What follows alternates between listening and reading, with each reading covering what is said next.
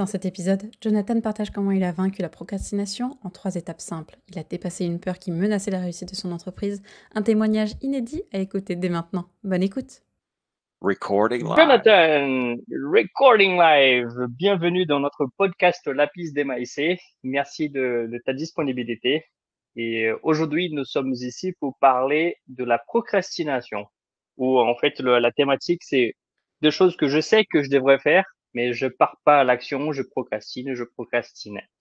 J'aimerais que tu commences par te présenter brièvement et quel est le sujet, quel est le fait marquant qui t'a eu par rapport à la procrastination qui t'a pu résoudre? Écoute, j'hésite à enregistrer le podcast maintenant. Je procrastine en fait. Peut-être on devrait arrêter maintenant. C'est trop, c'est trop. Non, merci, Énorme. merci de m'inviter, Thiago. Notre amitié, regarde, ça fait combien de temps maintenant qu'on se connaît? Ça fait 15 ans, 16 ans, peut-être? Il Ah est non, fait une fois, on sait d'accord. pas. Non, et c'est incroyable de pouvoir se retrouver ici, à faire un podcast sur ton thème d'amélioration continue, d'avoir vu ton growth. Et donc, je suis très honoré de pouvoir faire ça avec toi. Donc, je suis Jonathan, en direct de la Floride, où c'est le sauna naturel des États-Unis. Donc, si vous allez dehors, c'est sauna gratuit en ce moment. Donc, je suis toujours ingénieur de production dans une société qui fait des lunettes de réalité augmentée. Donc ça, c'est ma cape, mon déguisement pendant la journée. Et en dehors de ça, donc j'ai plusieurs business, notamment dans l'immobilier, pour des prêts immobiliers transactionnels, on appelle ça. C'est vachement dur de faire ça en français. Tous les termes en anglais, ils me passent comme ça. Il dit, je suis prêt à parler anglais. Et mon cerveau dit, non, non, non, non, non, arrête, il faut traduire. Donc des prêts transactionnels et aussi donc acheter des maisons. En ce moment, on est très focus sur acheter des buildings à Cincinnati en Ohio. Voilà. Et donc sur le côté aussi, j'ai quelques side gigs, mais notamment un qui s'applique à notre discussion ici. C'est de faire des audits en fait dans des business dans le sud de la Floride à travers un framework qui s'appelle le Malcolm Baldrige Excellence, qui essaye d'analyser les business en termes de process liés à un operating system. Donc, par exemple, comment est-ce qu'une société a des process pour propager leur vision, leur mission, leurs core values aux employés, comment ils capturent les idées d'amélioration continue, comment ils traduisent leur strategic plan de façon régulière et cadencée. Donc voilà, je fais ça aussi sur le côté pour le fun. Donc, t'en as comme moi d'ailleurs, pas mal de choses en parallèle que se font Ouais. et pour toi, est-ce que le fait d'avoir différentes casquettes et différents challenges, différents défis que se passent tous au même temps, comment tu t'en sors finalement de ce panier de choses? Écoute, je fais rien, je procrastine. Tout ça, c'est du flan. Non, en fait, c'est super excitant parce que je pense que, you know, il y a pas mal de livres, etc., qui expliquent, faites un focus sur un seul truc à la fois, pas être scatterbrain, etc.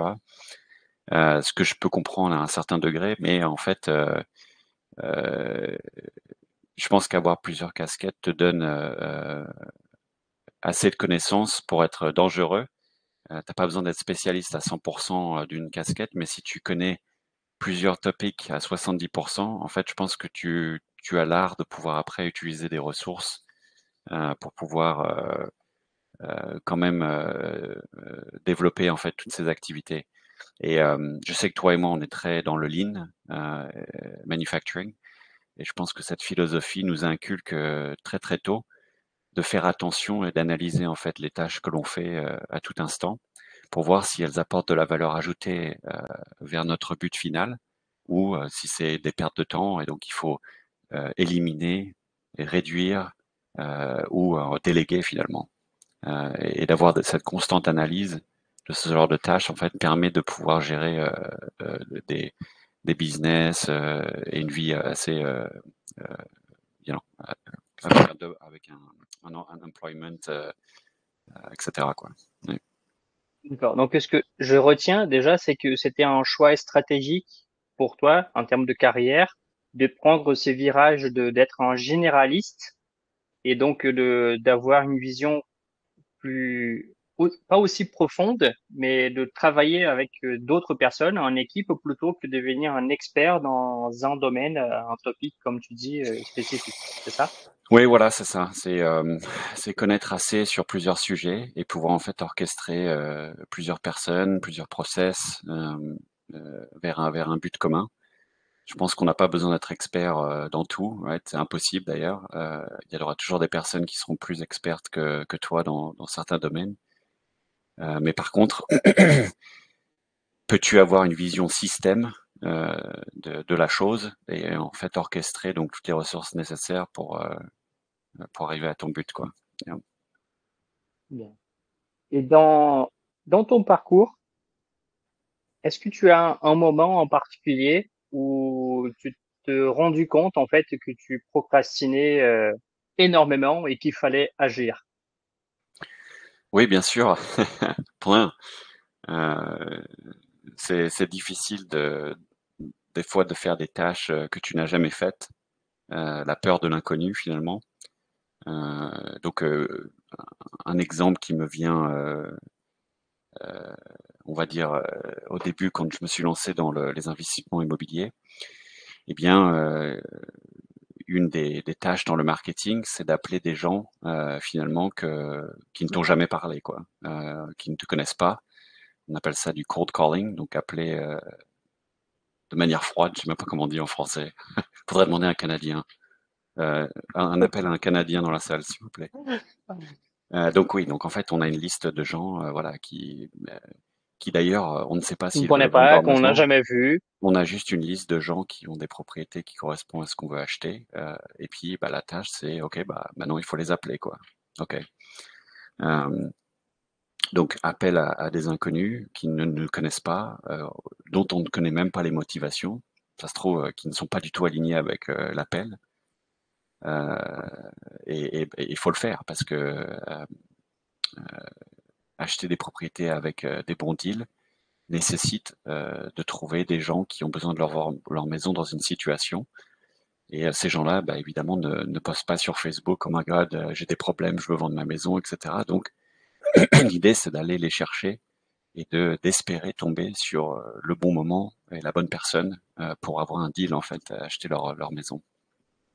Euh, donc, enfin voilà, donc ça, c'était le truc quand j'ai eu à faire ça pour la première fois, bah, voilà, angoisse, qu'est-ce que je vais leur dire, si jamais ils vont me dire d'aller alors j'ai plein d'insultes qui sont en train de venir dans ma tête en ce moment, juste pour te dire, j'essaie de trouver le truc, mais qui me disent en gros, laisse-moi, va voir ailleurs si j'y suis, etc. Fous-moi la paix, quoi. Ouais, ouais, tout à fait. Fous-moi la paix, voilà, c'est ça. Et donc, bah, j'ai vraiment, je savais que je devais le faire. Pour le business, il fallait le faire. Mon partenaire était là, ok, bah il faut appeler les gens maintenant. Je disais oui, oui, oui, bien sûr, je vais le faire. Et je continuais à- en fait délayer, enfin euh, repousser l'échéance, repousser, repousser, repousser. Et ça m'a pris une semaine, 2 semaines, etc. Et, et j'avais vraiment un blocage en fait. Ça, c'était le truc, voilà. Ça, c'est l'événement qui me vient en tête. Oui. Synthèse, pendant quelques semaines, 2, 3 semaines, tu as quand même osé passer quelques coups de fil et t'as reçu que d'insultes, enfin de motivation négative, quoi. Enfin, t'as fracassé Bah, le c'est-à-dire, moral. ouais. Non, non, en fait, si tu veux, j'ai eu la liste et vraiment pendant 2 semaines, je regardais la liste et je pouvais pas me motiver à appeler même un contact, quoi. C'était Ah, impossible. d'accord, d'accord. Donc ça, c'était le problem statement. C'était, ok, il fallait que j'appelle et je regardais la liste. Ah non, je peux pas. Qu'est-ce qu'ils vont dire, etc. Et puis mon cerveau trouvait Non, toujours des petites ah, excuses pour faire quelque chose. Non, non, mais on fera ça demain. ah oui, d'accord. À tel point de bloquer de genre devant le téléphone, n'arrivez pas à C'est taper ça. le numéro, quoi. C'est vraiment à ce stade-là. Ouais. Et qu'est-ce que t'as généré un déclic? Est-ce que c'était une situation spécifique? Est-ce que c'était quelqu'un? Est-ce que c'était un exemple? Qu'est-ce qui a généré ces déblocages? Comment tu as pris du recul en fait et tu as analysé la situation? Oui, donc en fait, intérieurement, quand j'ai commencé à faire le root cause, en fait, c'était vraiment la peur du rejet, en fait.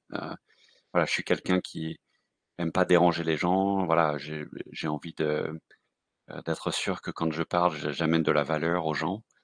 Et intérieurement, en fait, c'était dur de se dire, bah, je vais appeler ces gens et puis je vais les faire chier, etc. Et j'avais pas envie de faire ça parce que j'avais peur de faire du mal aux gens ou d'être rejeté en fait, pour qu'ils me disent, écoute, va, non, va voir ailleurs. Donc ça, c'était vraiment mon blocage.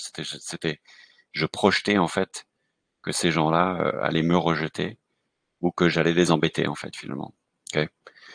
Et bon, ce qui a réussi à me débloquer, c'est en fait, c'est con, hein, mais je me souviens, j'écoutais des motivation podcasts et ils disaient, écoutez, euh, quand il sera l'heure pour vous de partir et que vous allez regarder votre vie en arrière, euh, quels seront en fait les regrets que vous allez avoir, des choses que vous n'auriez, parce que vous n'avez jamais pris action en fait, vous n'auriez jamais décidé. Et il y a une phrase que j'essaie de trouver en français, mais qui m'a beaucoup marqué, c'était les peurs que vous n'affrontez pas deviennent vos limites. Et, Très euh, intéressant. et ça m'a vraiment marqué. Et la combinaison de ces deux choses, je me suis dit, ok, ces gens-là, je les reverrai jamais. Ils seront pas à mon enterrement. Ils disparaîtront sans se souvenir de moi. Est-ce que j'ai envie que cette peur-là devienne mes limites, que je suis connu, que je me dise, ok, Jonathan, il peut jamais appeler des gens bah, pour son business. Et en crise d'identité, bah, j'ai dit non, je veux pas que ça soit ce cas-là. Du coup, ça m'a vraiment motivé et j'ai décidé de faire mon premier appel. Euh, Ça s'est très bien passé parce que c'est arrivé sur la messagerie vocale, donc c'était parfait. J'ai pu raccrocher sans parler à personne. Et mais suite à ça, en fait, ça m'a réussi à débloquer et j'ai commencé à faire des appels. Il y a toujours cette voix qui dit ah s'il te plaît décroche pas, décroche pas. Mes premiers appels se sont plutôt bien passés en fait finalement. Les gens étaient non mais ça m'intéresse pas mais merci d'avoir appelé donc des gens assez cordiales. J'ai eu des appels aussi en disant laissez-moi tranquille ou raccrochez au nez etc. Mais en fait je me suis rendu compte qu'en fait bah voilà j'étais pas mort, il y avait aucun problème. Je veux dire ma vie continue. J'allais jamais me souvenir de ces gens-là, ils allaient jamais se souvenir de moi.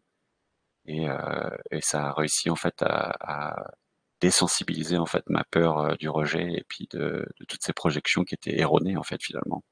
Donc l'exposition à la peur m'a complètement désensibilisé à cette peur-là quoi.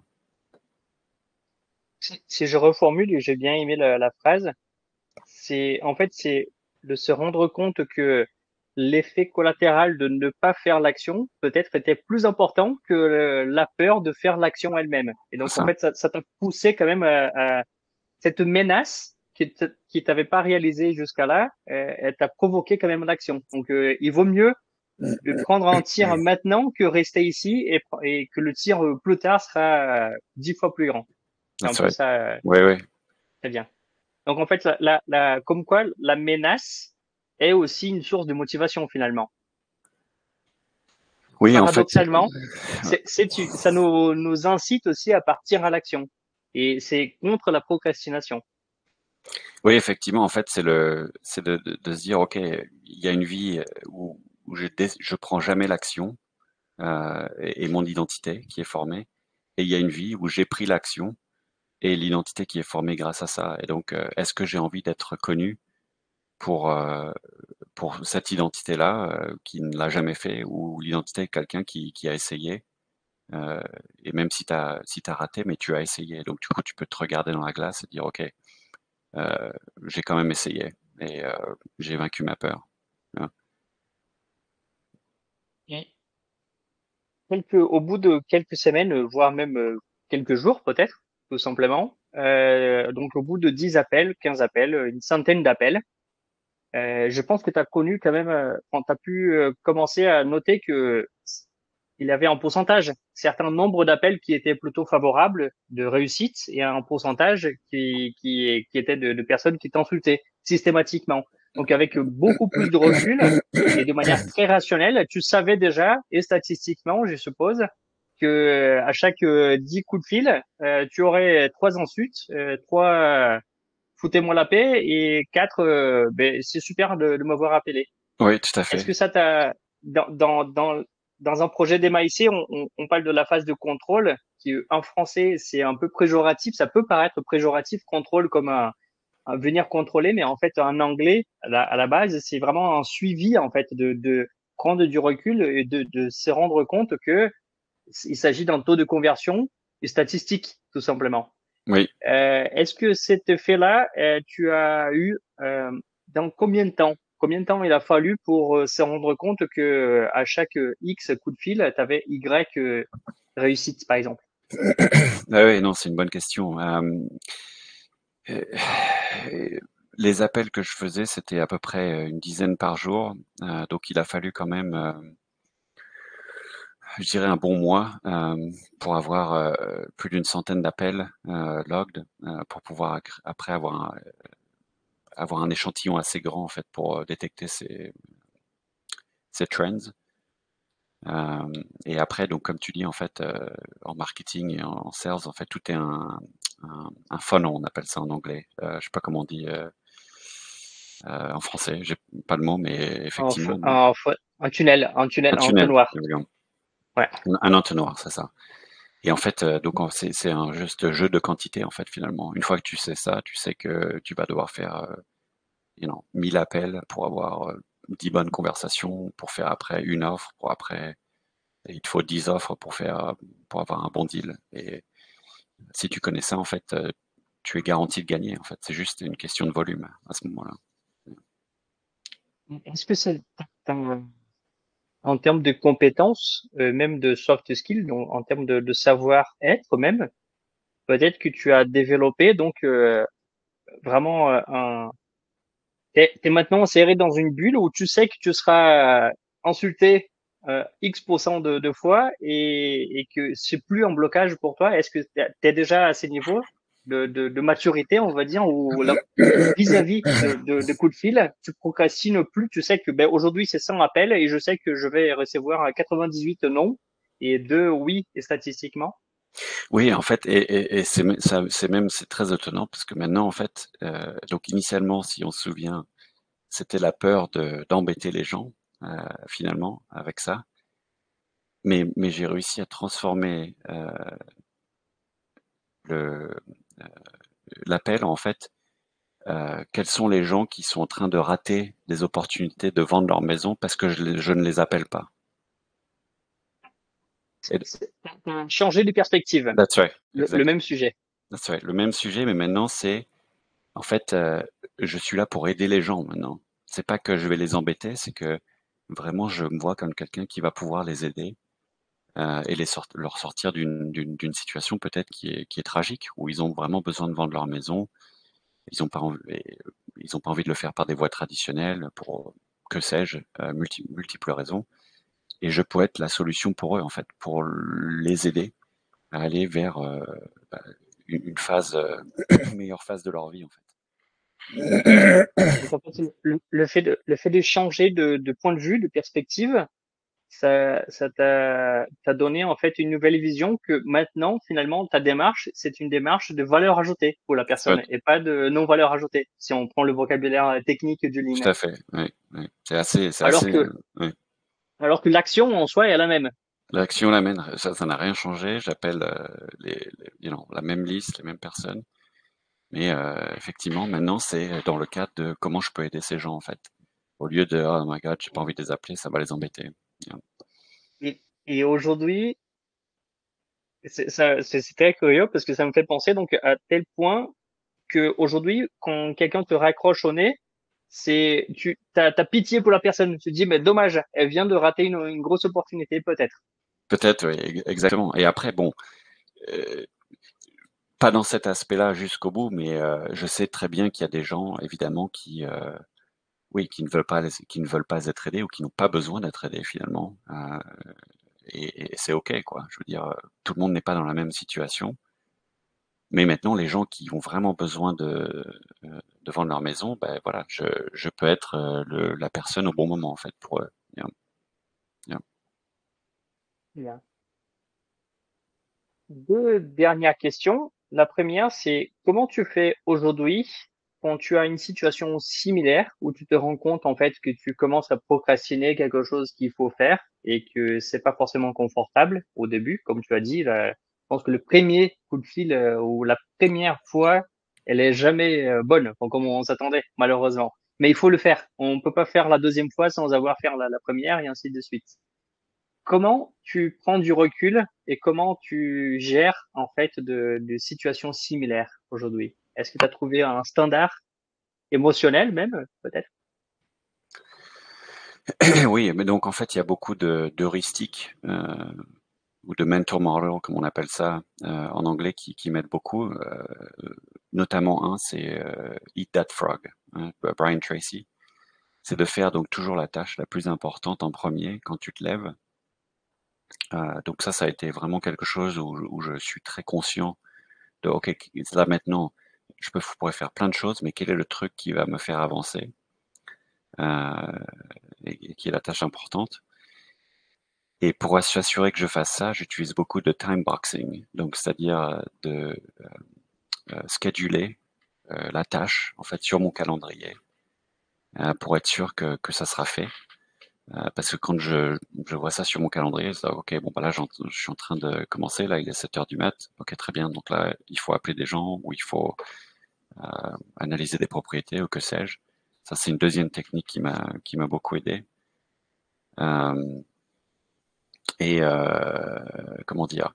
Et la troisième astuce qui m'aide beaucoup, surtout pour des tâches qui sont assez conséquentes, pour éviter de procrastiner, c'est de dire à mon cerveau, en fait, de trouver la tâche la plus facile et minimum de la grosse tâche. Par exemple, au lieu de se dire, OK, à 7 heures du match, je vais lire un livre, c'est non, non, à 7 heures du match, je vais lire une page. Et si même ça, ton cerveau pense que c'est trop, c'est de dire, bah, je vais lire un paragraphe. Et en fait, ou si je dois faire 10 appels, je vais dire, bah, tu sais quoi, je vais juste composer le numéro. Si je dois aller, mettons, si je dois commencer à écrire une présentation, eh ben, je vais juste faire le premier slide ou le premier mot. Et en fait, d'imaginer ça juste dans ton cerveau pour dire c'est ce que je vais faire, au lieu de faire tout le truc, toute la présentation, de lire tout le livre ou d'appeler tous les gens, mais de le faire à la tâche la plus minuscule et facile à faire pour le cerveau. Eh bien, en fait, ton cerveau, de ce que j'ai pu comprendre en lisant la littérature, va avoir plus de facilité à faire cette tâche-là, parce que c'est tellement facile que si tu imagines faire toute la tâche.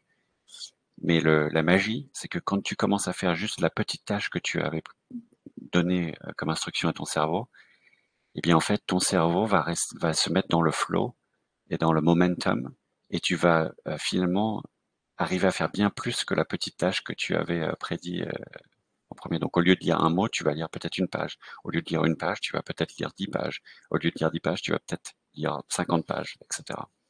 Donc ça a été une astuce Ça qui m'a prend beaucoup. une inertie, ouais, Sorry. du mouvement.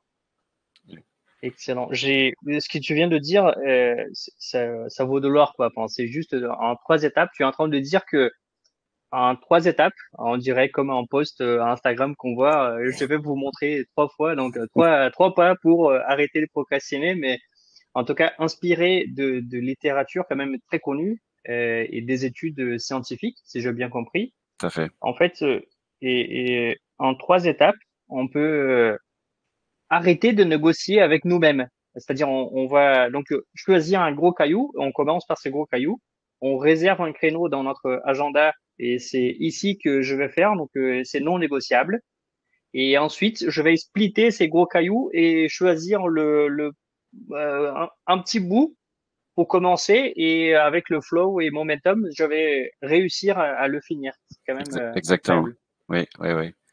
Et ouais, ouais. Donc, c'est parce qu'en fait, procrastination, je pense, c'est de se dire, ok, oh, ça va me prendre trop de temps et j'ai envie de rester à être sur Instagram ou à rien faire. Et donc, en fait, de changer de cet état, c'est le cerveau qui nous protège. C'est non, non, t'es bien là, repose-toi, c'est cool, y a pas besoin de sortir. Et donc, de faire quelque chose de facile, en fait, de très très facile, c'est quelque chose où c'est plus facile de négocier avec ton cerveau, en fait. Et donc, t'as plus de chances qu'ils disent oui, mais une fois que tu la tricked, en fait, et que tu es en train de le faire, l'inertie va s'occuper de faire le reste, en fait. Et tu auras plus besoin de négocier, en fait. Ça va s'auto-générer. Yeah. Excellent. Mais ça répond en fait à la deuxième question que j'avais, c'est quel est le conseil que tu donnes à quelqu'un qui se retrouve dans la même situation similaire à procrastiner quelque chose qu'il fallait, donc vis-à-vis de la lecture, comme tu as dit, ou vis-à-vis de faire du sport, vis-à-vis de n'importe quelle tâche. En fait, c'est vraiment un standard de travail en 3 étapes à retenir. Donc, commencer par le gros caillou, caler un bloc sur l'agenda et ensuite splitter et commencer par le plus simple et enchaîner jusqu'au bout. Tout à fait. Énorme, Ouais, énorme, énorme. ouais, ouais, ouais. Et surtout, évidemment, il y a des tâches qui vont nécessiter, qui ont une très grande charge émotionnelle. Par exemple, j'ai peur de parler à des inconnus, etc. Tu peux même appliquer ce principe-là. Donc, ça peut être, ok, bah, j'ai peur de parler à des inconnus, bah, je vais aller juste, ce soir, je dois aller à un networking event, j'ai peur de parler à des inconnus, que sais-je. Tu peux aussi donc break down ces tâches-là en la plus petite, te dire, tu sais quoi, ce soir, je vais juste aller à l'endroit où je devais aller, mais je vais pas rentrer. Tu négocies avec ton cerveau. J'y vais, et c'est tout. Si j'arrive à aller à l'endroit où l'event se trouve, bah, j'ai gagné. En fait, c'est très bien. Et là, le cerveau va être ok, bah, allez, j'y vais. Et quand tu te retrouves devant la porte, ça sera plus facile d'ouvrir la porte. Et quand tu vas ouvrir la porte, ça sera plus facile d'aller parler à la première personne. Et quand tu parles à la première personne, ça sera plus facile de parler à 5 ou 10 personnes. C'est un petit peu Ok, l'effet, c'est un petit peu, ça tout à rejoint un fait. peu l'effet Kaizen finalement, tu vois, c'est de se dire 1% un peu Non. mieux, mais tu arrives à le faire en fait dans l'espace d'une même tâche en fait. Et en mode cerise du gâteau, pour quelqu'un qui a une addiction, par exemple, qui n'arrive pas à arrêter de faire une tâche, est-ce que c'est ce modèle, tu penses qu'il peut être adapté aussi? Par exemple, si je veux arrêter de fumer ou je veux avoir une diète stricte de calorique, par exemple. Oui, absolument, ouais, c'est une très bonne analyse que tu fais parce que j'ai réussi à faire ça aussi pour le café. C'était il y a 3 ans, je buvais tellement de café, j'étais à 5 ou 6 tasses par jour. Et j'ai dit, bon, bah, ok, je vais commencer, je vais arrêter, Boire plus. Pour boire un plus. bon français, il faut boire plus. Ouais, Il faut tout à boire fait. plus. Exactement. Euh, 5-6 tasses par heure. ouais, c'est ça. Et en fait, bah, logiquement, c'est de se dire, ok, bah, je bois 5 tasses par jour, bah, tu sais quoi, demain, j'en, j'en boirai que 4. Donc, ma tâche demain, c'est de pas prendre le café, par exemple, à 13 heures. C'est celui que j'arrêterai. Et ok, bah, ça va, tu négocies, bah, ouais, très bien, pas de problème. Et puis après, tu fais le troisième, et le deuxième, et le premier, et ensuite zéro. Et donc, tu peux réussir à négocier plus facilement l'arrêt de ton addiction par des petits bouts d'amélioration.